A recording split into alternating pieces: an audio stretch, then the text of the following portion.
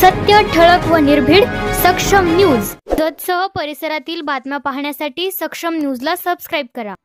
आमदार गोपीचंद पडळकरांनी जतसाठी दिली good news. राज्यात सर्वप्रथम जत तालुक्यातून रोजगार हमीची पायलट योजना। आमदार गोपीचंद पडळकर यांनी जतमध्ये पत्रकार परिषद घेतली।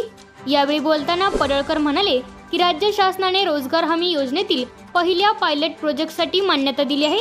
याची सुरुवात जत तालुक्यातून होणार असून दिनांक 13 रोजी जत तहसील कार्यालयाच्या आवारात अधिकृत कार्यक्रमाद्वारे रोजगार हमी योजनेचे मंत्री भरत गोगावले यांची उपस्थिती राहणार असून तालुक्यातील आजी माजी सरपंच, उपसरपंच व सदस्य यांनी मोठ्या संख्येने उपस्थित राहावे असे आवाहन पडळकर यांनी केले। यावेळी डॉक्टर रवींद्र आरळी, चंद्रशेखर गोब्बी, माजी पंचायत समिती सदस्य दिग्विजय चव्हाण, माजी नगरसेवक परशुराम मोरे, संजय तेली, चंद्रशेखर गोब्बी, अनिल पाटील, भाऊसाहेब दुधळ, अण्णा टेंगले आदी उपस्थित होते।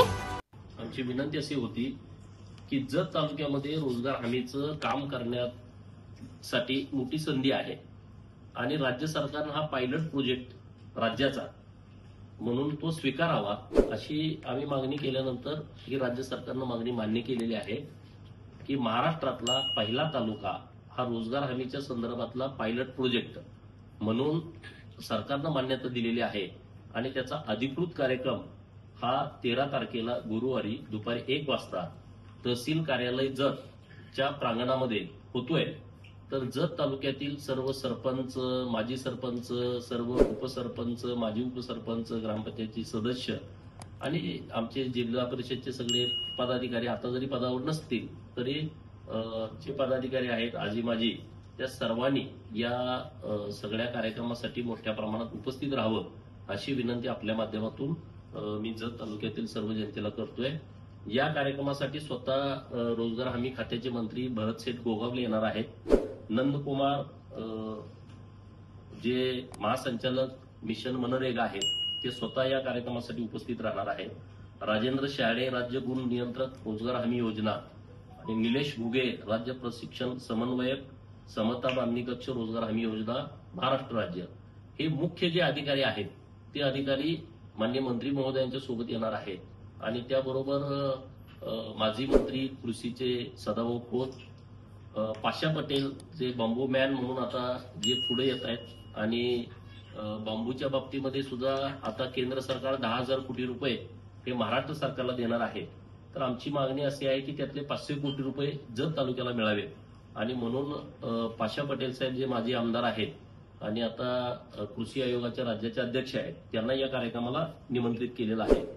आपल्या जिल्ह्याचे जिल्हाधिकारी माननीय राजा दयानिधी, आपल्या जिल्हा परिषदच्या सीईओ माननीय तृप्ती दोडमिसे, रोजगार हमीचे डेप्युटी कलेक्टर, आपले प्रांत साहेब, आपले तहसीलदार साहेब, आपल्या पंचायत समितीचे बीडीओ, आपल्या पंचायत समितीचे एबीडीओ आणि बाकीचे सगळे अधिकारी या कार्यक्रमाला उपस्थित राहणार आहेत।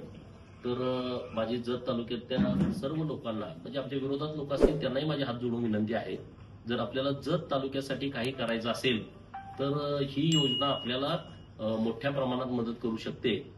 जवळपास 57,000 जॉब कार्ड आता मी तुमच्याशी बोलत असताना आता आपल्या जत तालुक्यामध्ये आहेत। राज्य सरकारचं धोरण असं आहे की एका जॉब कार्डला 1 वर्षामध्ये राज्य आणि केंद्र सरकार मिळून 50,000 रुपये खर्च करता येतो आणि सरकारची आता अशी तयारी आहे जर पायलट प्रोजेक्ट आपण जत तालुका करत आहोतच तर आपण 50,000ची अट वाढवून ती 70,000पर्यंत घेऊन जाऊ शकतो। 70,000पर्यंत जर खर्चाची मर्यादा गेली तर जवळपास 350 पावणे 400 कोटी रुपये आपल्याला या वर्षामध्ये जत तालुक्यामध्ये खर्च करता येतील। म्हणजे आता पत्रकार मित्रांची सुद्धा यामध्ये फार मोठी मदत आवश्यक आहे।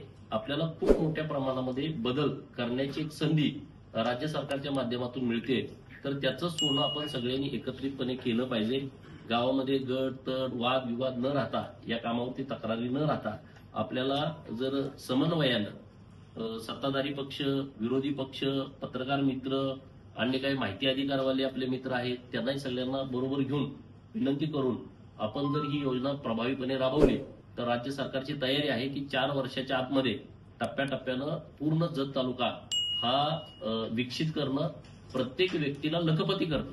नुसते रोडच करणे असा विषय नाही, नुसते पानंद रस्तेच नाही, नुसते सिवेचे रस्ते नाही, नुसती विहीर दिली गोटा दिला असं नाही, फळबाग, प्रत्येक माणूस लखपती झाला पाहिजे आणि ते होऊ शकतं. या योजनेच्या माध्यमातून जत तालुक्यातला प्रत्येक माणूस लखपती होऊ शकतो, स्थलांतरित थांबू शकतं. जे ऊसतोड मजूर आहेत 35,000, जे